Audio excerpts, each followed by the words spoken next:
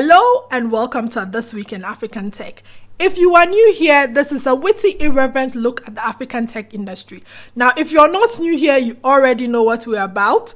Now, in this week's show, on the Rapid Fire News, we talk about who's raising money, who's doing well, and who is not. Now, in the Meatier news, we have two stories for you.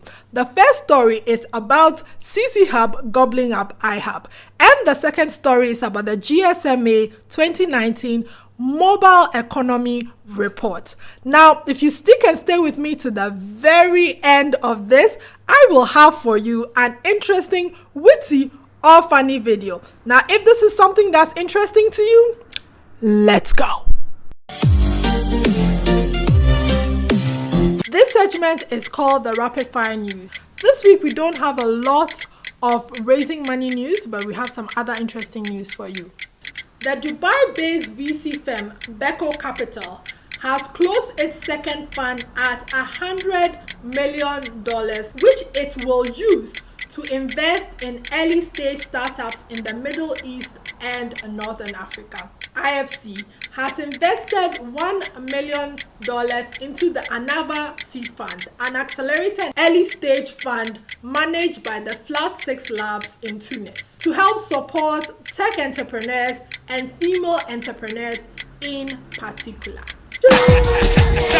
Next, Y Combinator has released a detailed list of its top 102 most valuable companies that have graduated from its accelerator. Flutterwave, a Nigerian startup founded by Olubenga Ogbula and Ayinlowa Aboyiji. You know, we talked about him a couple of weeks ago and his little Twitter meltdown.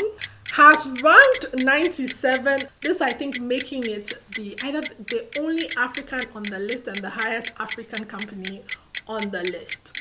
Flutterwave has raised a total of $20.1 million to date and is valued at $150 million. Nigerian tech Twitter was rocked by the narration of a harrowing experience of a software developer called Tony Astru, who was basically kidnapped by a SARS officer and accused of a number of crimes and allegedly extorted of his hard-earned money. Now, SARS is Nigeria's special anti-robbery squad. The Stop Robbing Us movement has been born out of Tony's experience and is now considering a class action lawsuit on police brutality in Nigeria. Stop Robbing Us is calling for the federal government of Nigeria to quit sitting on the fence and step in to quell the continued practice of police officers illegally arresting and extorting young people in Nigeria who work in the technology sector. This is the end of the Rapid Fire News.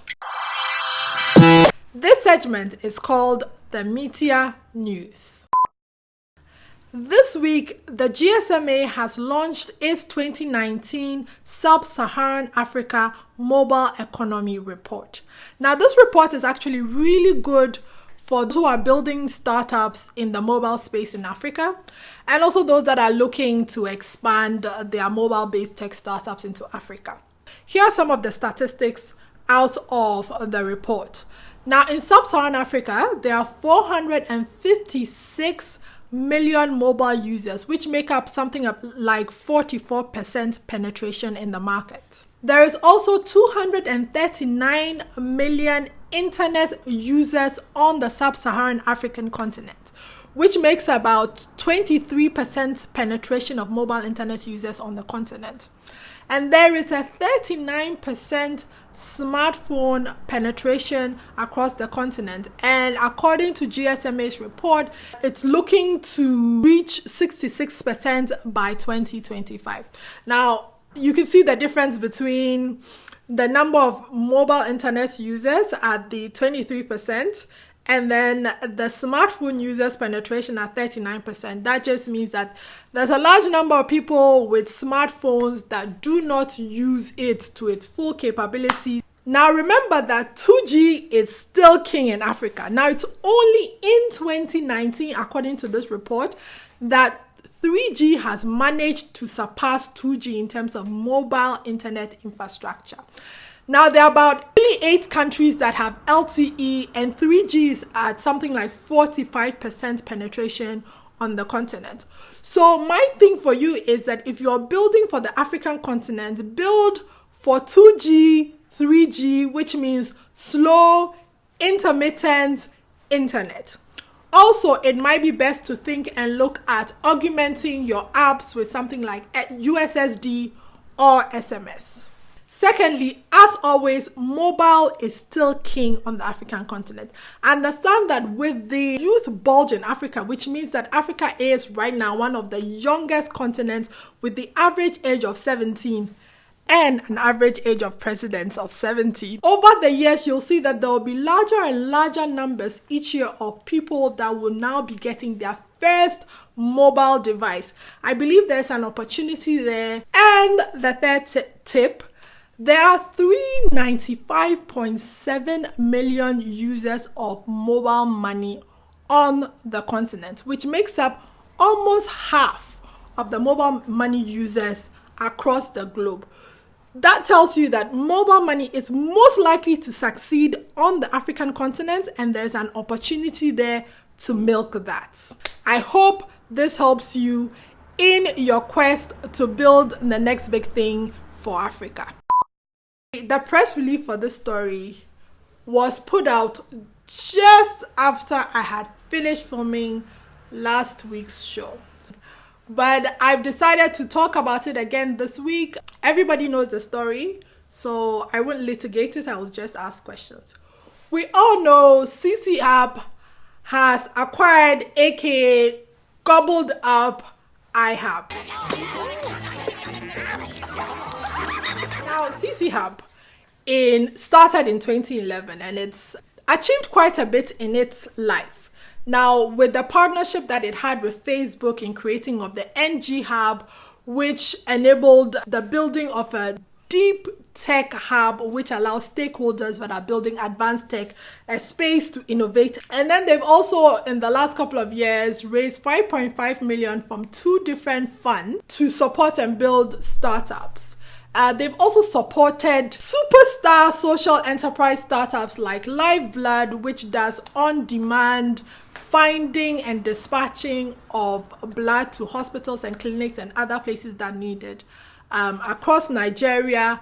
WeCycle, that provides household recycling with the use of low-cost cargo bicycles. Now, CC Hub has also just this year raised $60 million to support African startup. Now, iHub, the hub which they've gobbled up or they've acquired, was actually one of the very first hubs on the African continent. iHub spurned a number of startups from its hub like Break and Ushahidi, which is, I think, was Africa's first open source project, which was splashed over CNN and the rest of the international news.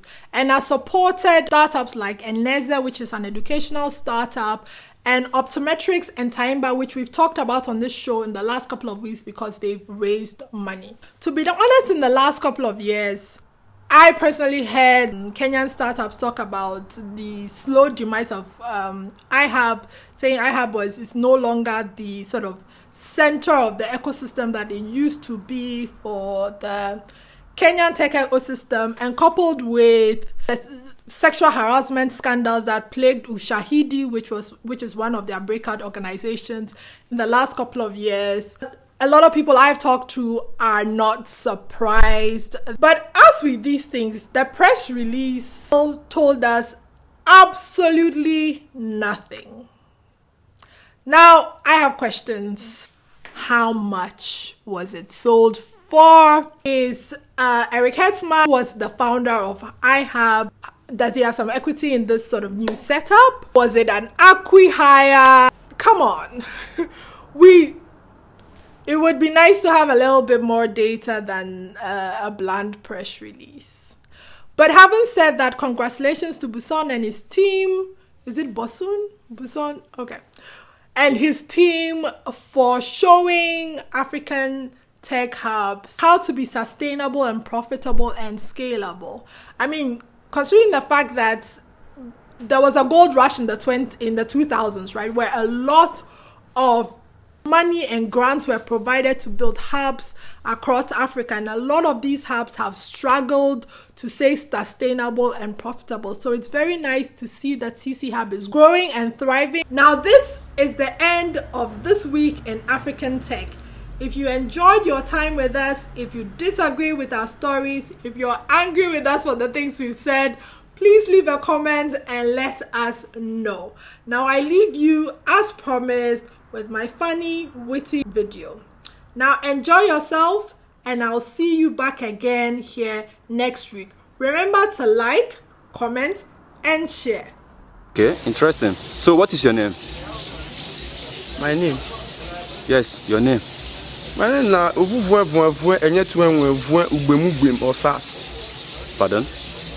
Come again. Osas.